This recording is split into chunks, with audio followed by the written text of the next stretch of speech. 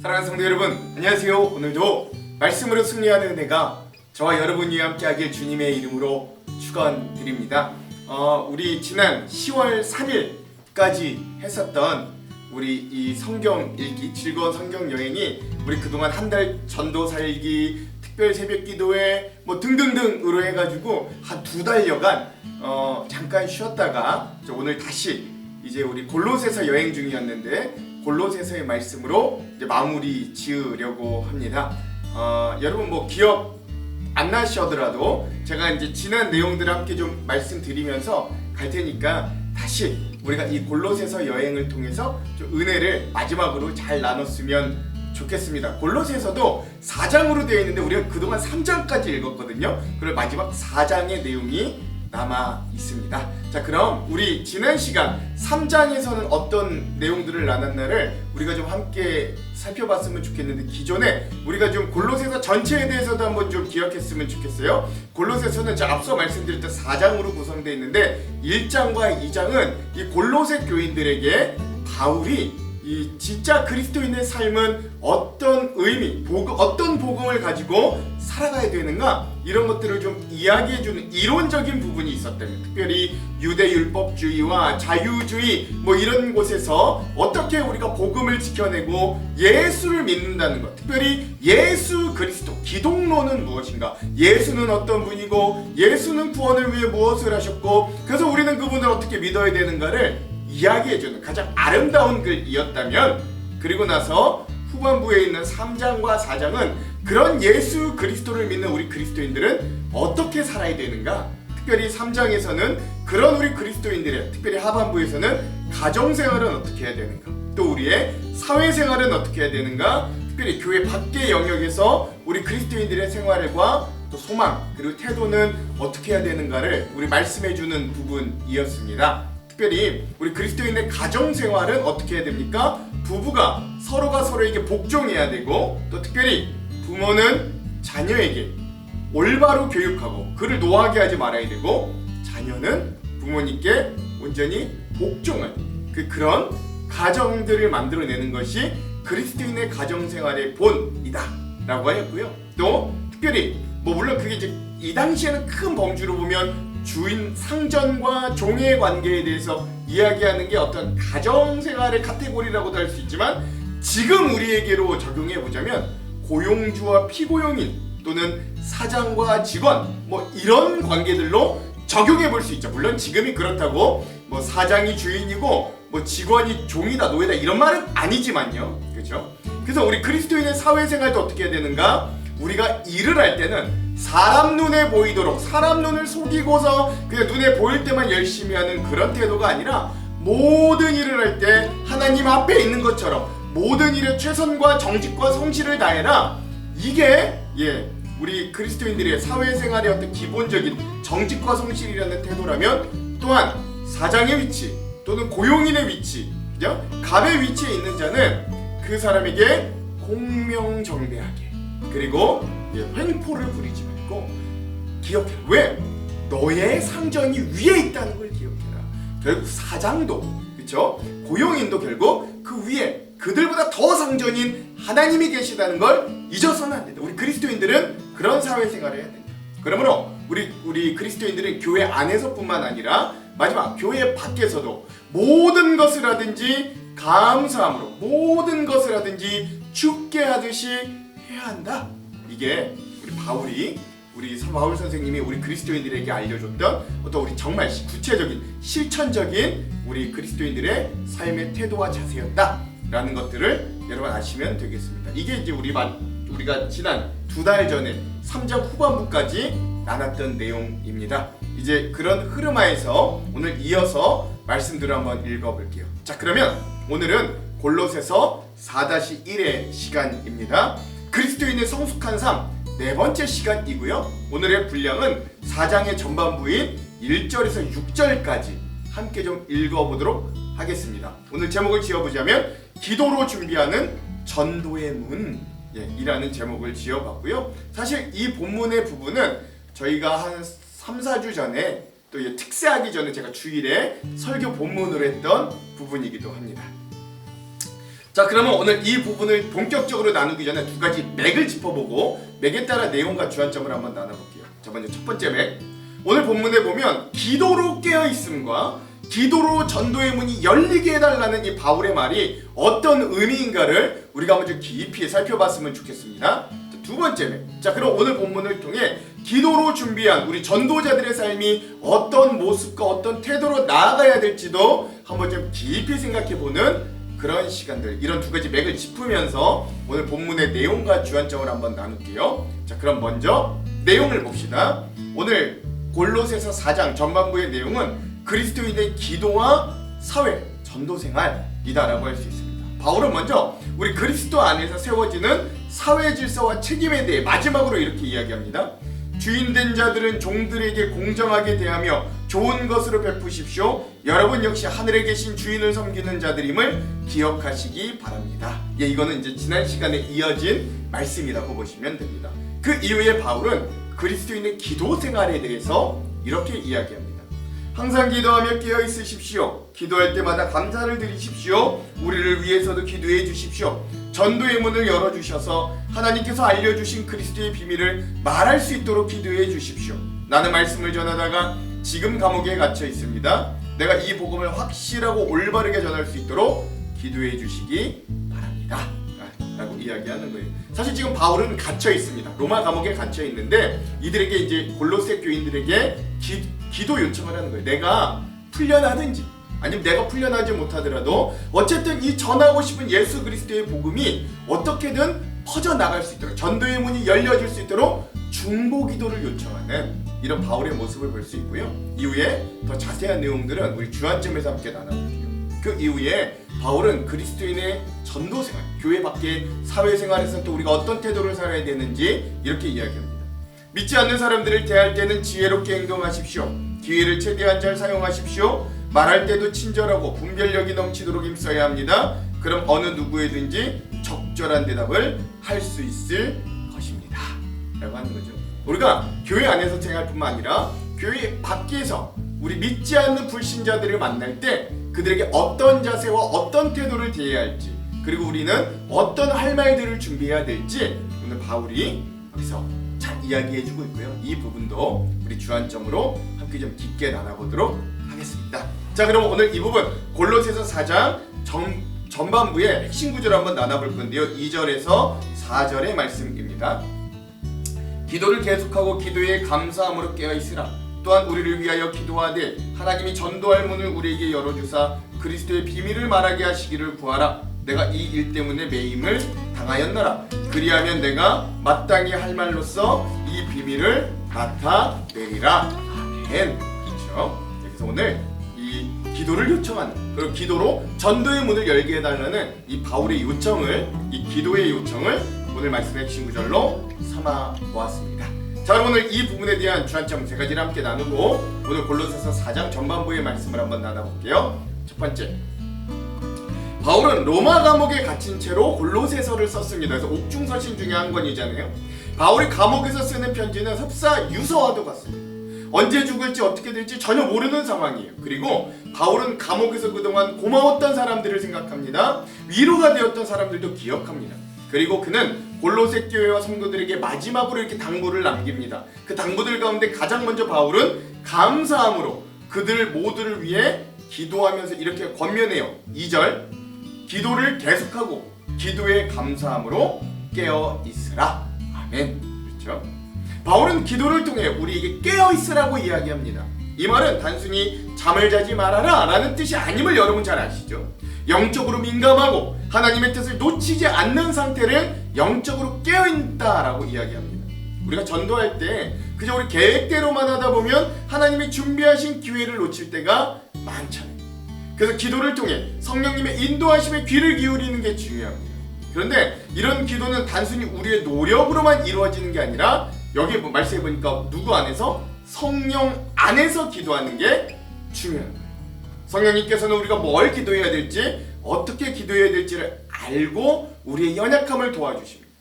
성령님의 인도하심을 따라 기도할 때 우리의 기도는 하늘에 상달되는 능력을 발휘하게 됩니다.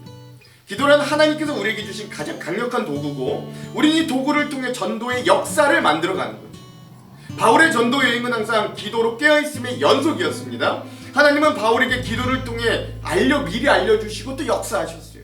바울이 빌립보로 가게 된 연유도 원래 그 인간적인 계획은 그는 계속 동쪽 아시아 쪽으로 선교 여행을 가려고 했지만, 그가 기도하자 성령님께서 그의 마음을 깨우쳐 그가 동쪽이 아닌 하나님이 원하시는 서쪽 유럽의 관문인 마게도냐로 가게 하시고, 그 마게도냐와 빌립보에서 루디아라고 하는 준비된 하나님의 사람을 만나 그녀의 집에서 유럽 최초의 교회인 빌립보 교회가 세워지는 놀라운 역사를 이루셨잖아요. 그러므로 기도는 나의 힘만을 사용하는 한계 지음에서 하나님의 무한대의 능력에 잇대어지는 통로가 되는 거예요. 특별히 우리가 기도해야 될 건 복음을 위해 애쓰는 우리 서로를 위해 먼저 좀 기도할 수 있어야 된다는 거죠. 복음 전파에 힘쓰는 우리 가정, 우리가 처한 문제, 우리 자녀들, 사업, 직장, 건강을 위해 우리의 물질의 문제와 관계의 문제가 해결되도록 우리 서로를 위해 기도해 줄 수 있어요. 서로를 위한 기도는 그때 놀라운 힘을 발휘하는 거죠. 이런 서로를 위한 기도가 얼마나 힘이 있는가, 야고보서 5장 13절과 16절에 이런 말씀이 있어요. 너희 중에 고난당하는 자가 있느냐? 그는 기도할 것이요. 즐거워하는 자가 있느냐? 그는 찬송할지니라. 너희 중에 병든 자가 있느냐? 그는 교회의 장로들을 청할 것이요. 그들은 주의 이름으로 기름을 바르며 그를 위하여 기도할지니라. 믿음의 기도는 병든 자를 구원하리니 주께서 그를 일으키시리라. 혹시 죄를 범하였을지라도 사하심을 받으리라. 그러므로 너희 죄를 서로 고백하며 병이 낫기를 위하여 서로 기도하라. 의인의 간구는 역사하는 힘이 큼이니라. 아멘. 그렇습니다. 사실 우리가 함께 모여서 기도한다는 건 제일 먼저 복음을 전할 우리 스스로를 위한 기도입니다. 그리스도인들이 함께 모여서 서로 중보 기도를 할 때 역사하는 힘이 크게 나타난다, 야고보서가 이야기하죠. 이렇게 서로를 위한 중보 기도의 또 다른 중요한 측면은 바로 그리스도인들이 영적인 잠에서 깨어서 놀라운 하나님의 역사를 경험하게 하는 데 있다는 거예요. 즉 다른 차원에서 깨어나게 되는 거죠. 그러므로 우리가 깨어 기도한다는 건 영적으로 민감한 상태를 유지하면서 하나님의 뜻을 분별하고 그에 맞춰 기도하는 것을 의미한다. 우리가 깨어 있을 때 우리는 그동안 잠자느라 보지 못하고 경험하지 못하였던 놀라운 일들을 보게 되고 경험하기 시작할 겁니다. 이런 중보의 은혜가 우리와 함께 하기를 간절히 소망합니다. 두 번째, 오늘 본문의 말씀인 골로새서 1장에서 1절에서 6절, 엄밀히 말하면 2절에서 6절인데 2절에서 6절의 말씀은 바울이 골로새 교인들에게 주는 본론적인 이 편지의 본론의 거의 마지막 결론 부분이라고 할 수 있어요. 그 이후에는 거의 끝인사 부분, 그러니까 추신과 같은 역할이라고 할 수 있습니다. 그러니 마지막 가장 핵심적인 권면이 바로 우리가 읽고 나누는 이 본문의 부분이라고 할 수 있는 거죠. 그 중요한 마지막 메시지에서 바울은 또한 전도의 문이 열리도록 이 골로새 교인들에게 기도를 부탁하는 거예요. 3절에서 4절. 또한 우리를 위하여 기도하되 하나님이 전도할 문을 우리에게 열어주사 그리스도의 비밀을 말하게 하시기를 구하라. 내가 이 일 때문에 매임을 당하였노라. 그리하면 내가 마땅히 할 말로써 이 비밀을 나타내리라. 아멘. 그렇습니다. 사도 바울은 감옥에 갇혀 있으면서도 성도들에게 전도의 문이 열리게 해달라고 부탁했어요. 이게 꼭 나 바울 자신이 감옥에서 풀려나 마음껏 복음을 전하게 해달라는 의미만 담긴 건 아닙니다. 그런 의미도 있지만 설령 바울 자신은 계속 그 감옥에 갇혀있다 할지라도 골로새 교인들의 중보 기도를 통해 그 예수 그리스도에 대한 복음이 어떻게든 꼭 바울 아니어도 누구든 세계 만방으로 퍼져나갈 수 있도록 전도의 문이 열리기를 바랬던 거예요. 곧 갇혀있는 바울 자신이 아니어도 자신의 제자를 통해, 그쵸? 그 교회가 세워지고 복음이 흘러가는 그런 교회가 골로새 교회였듯 이런 골로새 교회의 성도들의 중보 기도를 통해 또 다른 통로가 열려져서 복음의 전달이 되는 문이 열려지기를 바란다는 바울의 진심이 이 말씀에 담겨 있는 거죠. 즉 바울은 사람의 상황이 아니라 하나님의 손이 전도의 문을 여는 것임을 알았기 때문에 이렇게 기도 요청을 할 수 있었던 거예요. 우리의 전도도 때론 마찬가지입니다. 때론 마음이 닫혀있는 사람을 만나기도 하고 우리가 복음을 전한다고 해도 전혀 반응이 없는 경우도 있습니다. 하지만 기도는 닫힌 마음의 문을 여는 보이지 않는 하나님의 손이, 기도를 통해 하나님이 직접 그 영혼의 마음을 움직이시고 복음이 들어갈 길을 준비하십니다. 기도로 전도의 문을 열었던 아주 유명한 한 가지 실화이자 예화가 있는데요. 이것도 여러분과 주일에 한번 나눴던 것 같은데, 영국의 놀라운 기도응답의 산 증인인 5만 번의 기도응답을 받기로 유명한 조지 뮬러가 있습니다. 그는 고아의 아버지로 불릴 만큼 기도의 사람으로 아주 유명했어요. 그가 응답받은 것 중에 아주 유명한 실화가 있는데요. 그 실화의 제목이 죽음을 넘어선 응답이라는 제목입니다. 그 내용이 이래요. 이 조지 밀러는 오랫동안 자기가 막역하게 지냈던 불신자 5명의 친구의 구원을 위해 매일 기도했다고 합니다. 하나님은 이 뮬러의 기도를 들어주셔서 그 5명의 친구 중에 첫 번째 친구는 그가 기도한 지 5년 만에 결실하여 그 친구가 제일 먼저 믿음을 가지게 되었다고 해요. 두 번째 친구는 첫 번째 친구의 한 2배, 기도한 지 한 10년 만에 결실하여 예수님을 영접하고 그리스도인이 되었다고 합니다. 그리고 마지막 세 번째 친구는 뮬러가 그를 위해 기도한 지 25년 만에 그 친구도 예수님을 믿고 영접을 했다고 해요. 이렇게 5명의 친구를 두고 이 뮬러가 오랜 시간 기도한 결과 3명의 친구들이 예수님을 믿게 되는 놀라운 결실을 맺게 된 거예요. 하지만 나머지 2명은 끝까지 믿지 않았습니다. 그럼에도 조지 뮬러 목사님은 죽는 날까지 그 2명의 친구들을 위해 포기하지 않고 기도했어요. 그러다 결국 뮬러가 죽는 순간까지 그 2명의 친구들은 하나님께로 돌아오지 않았습니다. 그래서 놀라운 일이 벌어졌는데, 그 조지 뮬러의 장례식 이후에 그 2 친구가 뮬러가 자기를 위해 죽기 직전까지도, 죽을 때까지도 포기하지 않고 주님께로 돌아오기를 끝까지 기도했다는 사실을 알게 되었어요. 그러자 그 2 친구 모두 마음에 큰 울림과 감동을 받고 자신을 위해 죽을 때까지 기도를 멈추지 않았던 그 친구 뮬러가 죽은 이후에 오히려 그 2 친구가 그 감동을 통해 예수님께로 돌아오는 결실이 있었다. 정말 이 이야기의 제목과 같이 하나님은 그 기도하는 자의 죽음을 넘어서기까지 응답을 했던 것이죠. 즉 다른 이들을 위한 기도는 끝까지 포기하지 않는 믿음의 싸움인 거예요. 심지어 하나님은 응답하시되 우리가 죽은 후에도 기도의 응답을 완성하실 만큼 신실한 분이라는 걸 우리가 잊어서는 안 됩니다. 이렇게 우리가 복음을 전하기 위해 준비하는 과정에서 가장 중요한 게 바로 기도입니다. 바울은 에베소서에서 성도가 갖추어야 될 전신갑주인 진리의 허리띠의 흉배, 평화의 복음의 군화, 믿음의 방패, 구원의 투구, 성령과 말씀의 검으로 영적 무장을 한 후에 그 모든 것을 완성으로 군사가 할 일이 뭐라 그러냐? 기도라고 제시해요. 즉 기도 없이 영적 전쟁에 나가는 건 무기 없이 아무리 다 착용했어도 기백 없이 그냥 전쟁에 아무 쓸모없이 나가는 것과 같다라는 거예요. 그러니까 기도는 단순한 행위가 아니라 하나님께 힘과 능력을 받는 유일한 공급처, 통로이고 우리가 쉽게 낙심하지 않게 되는 기도는 안식처가 됩니다. 우리가 전도 대상자를 위해 기도할 때 우리는 그 영혼을 위한 영적 싸움을 막 시작하는 거예요. 이 기도의 능력이 충만하게 임하도록 구하게 됩니다. 오늘 본문의 말씀뿐만 아니라 성경 전반에서 그리스도인들은 모든 기도와 간구를 먼저 하라고 가르치죠. 이는 우리의 전도 대상자를 위해 다양한 방식으로 기도해야 함을 의미해 주기도 하는 거죠. 그들의 영혼을 위해, 그들의 삶의 문제를 위해, 그리고 복음의 메시지가 그들의 마음에 온전히 심기도록 간절히 기도하고 또 간구할 수 있어요. 우리 그런 귀한 은혜가 어떤 우리에게 있기를, 그리고 여태까지 우리 전도 새생명 축제까지도 끝났지만 그래도 앞으로도 우리가 품고 기도해야 될 우리 대상자들, 전도해야 될 우리 가족들, 우리 지인들, 소중한 사람들을 위해 계속해서 전도의 문이 열리도록, 그들의 문이 열리도록 기도할 수 있는 우리가 되기를 또 주님의 이름으로 축원드립니다. 자, 마지막 세 번째, 마지막으로 바울은 기도로 전도를 준비했다면 그 이후에 우리의 삶의 태도가 전도에 맞는 지혜와 행위가 있어야 된다는 것도 알려줍니다.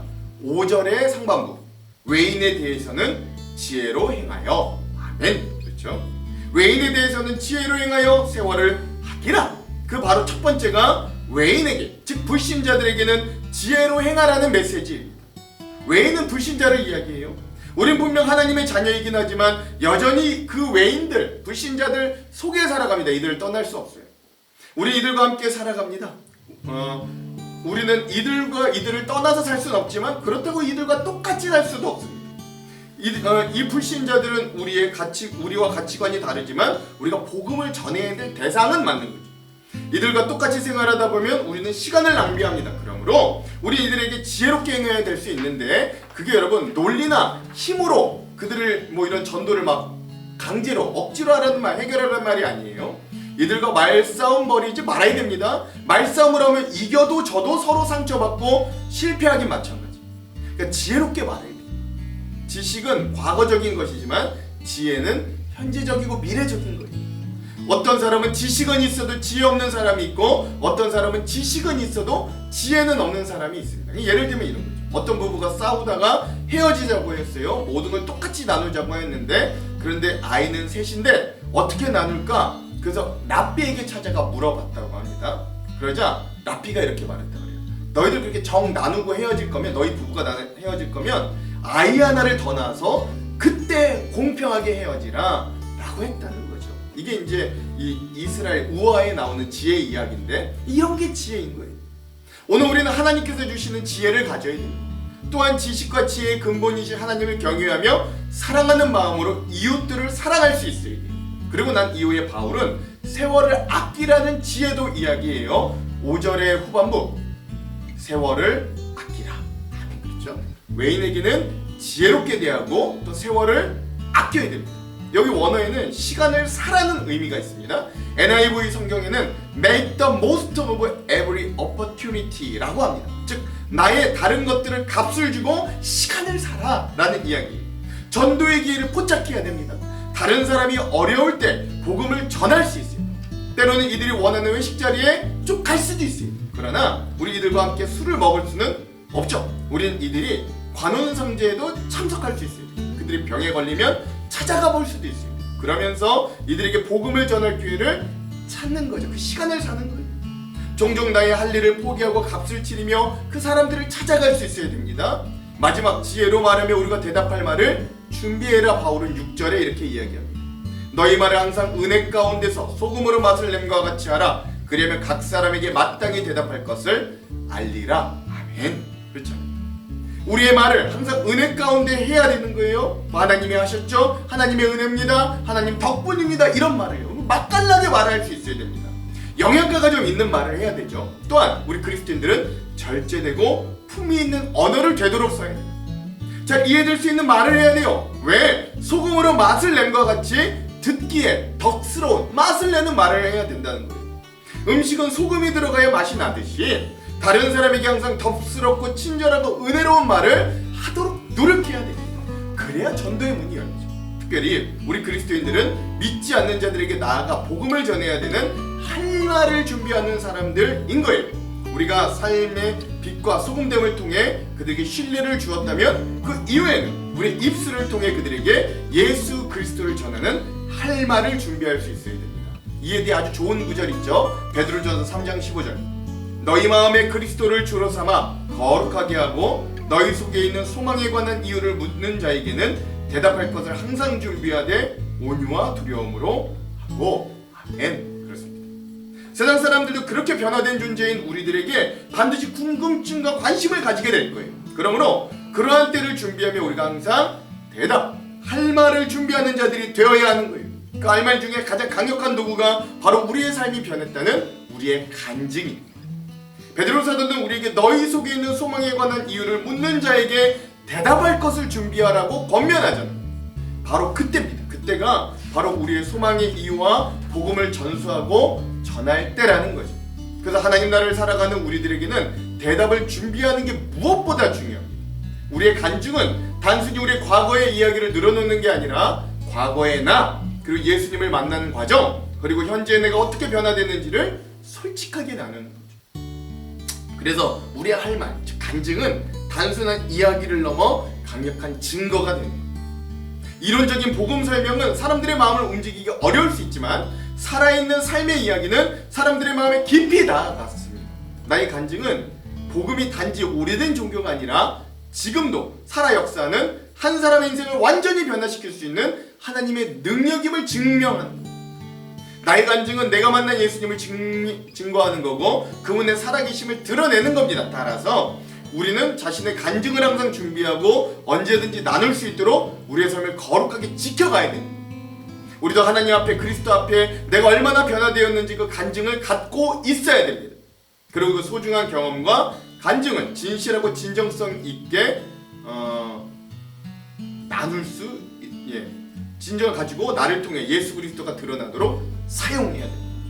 그래서 그 간증을, 증거함을 통해서 많은 영혼을 주께로 이끄는, 나의 변화가 다른 사람의 변화에까지 촉매의 역할을 감당하는 믿음의 종들이 되기를 저는 간절히 소망합니다. 아무쪼록 오늘 하루도 대답을 준비하는 사람들로 나에게 역사하시고 변화를 주신 예수 그리스도를 깊이 묵상하고 여전히 할 말을 준비하는 그 간증이 넘쳐나는 귀한 증인의 삶이 되시기를 주님의 이름으로 축원합니다. 기도할게요. 하나님, 오늘 우리가 기도를 통해 영적으로 깨어있기를 원합니다. 또한 서로 기도하고 중보함을 통해 우리가 힘을 얻고 전도의 문이 열려지기도 원합니다. 우리에게 할 말을 알려주셔서 하나님을 온전히 만나고 은혜 가운데 거할 수 있도록, 또 우리의 간증을 통해 많은 영혼들이 주님께 돌아올 수 있도록 우리를 사용하여 주시옵소서. 우리를 그렇게 변화시켜 주실 주님 기대하며 예수님 이름으로 기도합니다. 아멘. 그럼 사랑하는 성도 여러분, 오늘 하루도 말씀으로 승리하세요. 사랑하고 축복합니다. 화이팅! 제4장. 상전들아, 의와 공평을 종들에게 베풀지니 너희에게도 하늘의 상전이 계심을 알지어다. 기도를 계속하고 기도에 감사함으로 깨어있으라. 또한 우리를 위하여 기도하되 하나님이 전도할 문을 우리에게 열어주사 그리스도의 비밀을 말하게 하시기를 구하라. 내가 이 일 때문에 매임을 당하였노라. 그리하면 내가 마땅히 할 말로서 이 비밀을 나타내리라. 외인에게 대해서는 지혜로 행하여 세월을 아끼라. 너희 말을 항상 은혜 가운데서 소금으로 맛을 냄과 같이 하라. 그리하면 각 사람에게 마땅히 대답할 것을 알리라.